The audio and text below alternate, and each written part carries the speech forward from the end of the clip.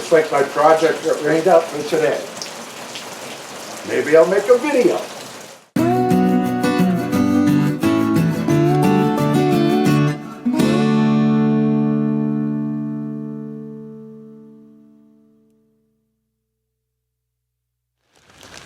So I haven't posted many videos lately for a couple of reasons. One is because I'm retired, like I said, and the other is simply I've been having too much freaking fun.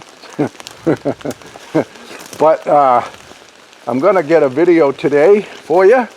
I've done a lot of videos about building and shared the methods I use for insulating my floors and skirting, how I keep everything from heaving, and I didn't talk a lot about venting the crawl space, and I get a lot of questions about it, and I told everybody that I'm going to do a video about it, and I'll show you the method that I use for it, as most of my places are built up off the ground.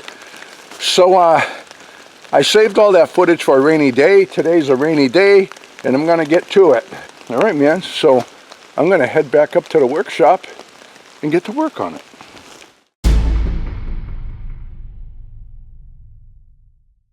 Venting a crawl space is important. The more ventilation you have beneath your structure, the less of a chance you'll have for mold to form beneath it. However, my venting preferences are seasonal. I prefer to trap the ambient temperature of the ground beneath my cabin while it is in use during the winter, but will vent it when it's vacant and during the warmer months. A double door system allows me to switch from venting to non-venting with the simple turn of a latch.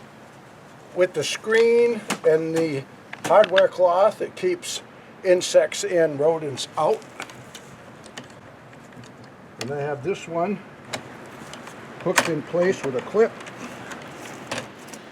And this door is just pressure treated plywood with some bubble foiled on the back.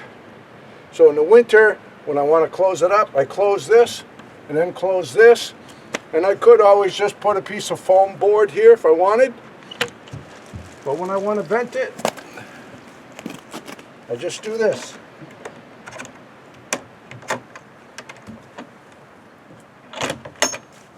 Mission accomplished.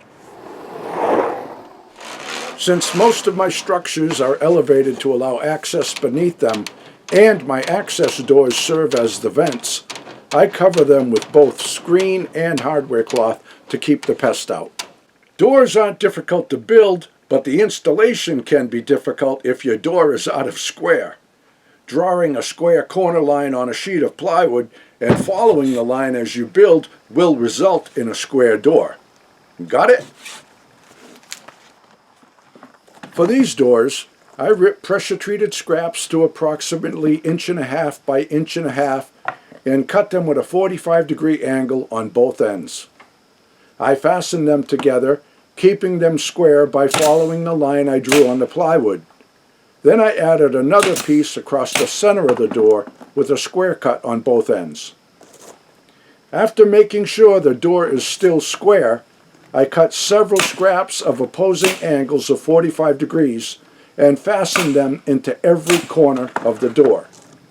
These triangle pieces help to maintain the squareness of the door over time and offer a decorative look to it. Then, with the framework of my doors complete, I apply the screen material and the hardware cloth with a pneumatic stapler as well as a narrow crown stapler. Both of these tools are considered a must-have in my workshop, so I'll put a link to them in the description below for you. So there you have it, folks. A fun project that offers access and ventilation to my crawl space, and built out of pressure-treated lumber with all those little angle brackets in the corner. Those doors should last a lifetime. If there's certain building projects that you'd like me to do a tutorial of, please leave your request in the comments section below. Now that I'm retired, I may not be making videos on a weekly basis, but I still have a lot of building projects to share with you. So that's it for now, folks, and all the best with your building project. That's just good backwoods logic. Frank and the boss out walking in the woods, living life happy and free. Tracks in the snow everywhere they go. There's a pokey way up in that tree. A beaver built a pond where they have some fun, taking life a day at a time. Best friends until the end. Frankie and the boss.